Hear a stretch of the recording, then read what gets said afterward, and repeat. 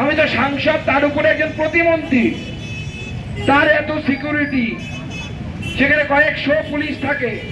তারপর সুকান্ত মজুমদার যদি একা যায় সেখানে, কি করব আমি? আমি অভিষেক বন্দ্যোপাধ্যায়ের বাড়িতে গায়ে বোম বেঁধে নিয়ে ঢুকে যাবো?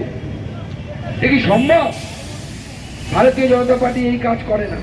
আর সব থেকে বড় কথা, অভিষেক বন্দ্যোপাধ্যায়ের বাড়িতে এত সিকিউরিটি থাকবে কেন? কি করেছেন উনি?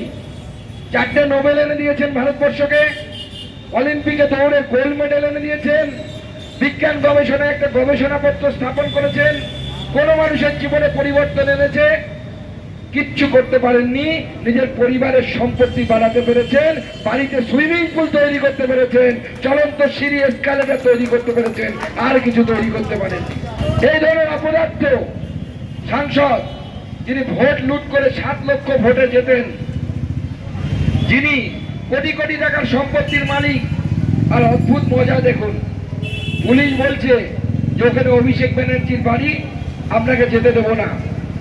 লিখিতভাবে কোনো আইন দেখাতে পারছে না। কি আইন আছে যে আইনের বলে আপনি এটা দাবি করতে পারেন?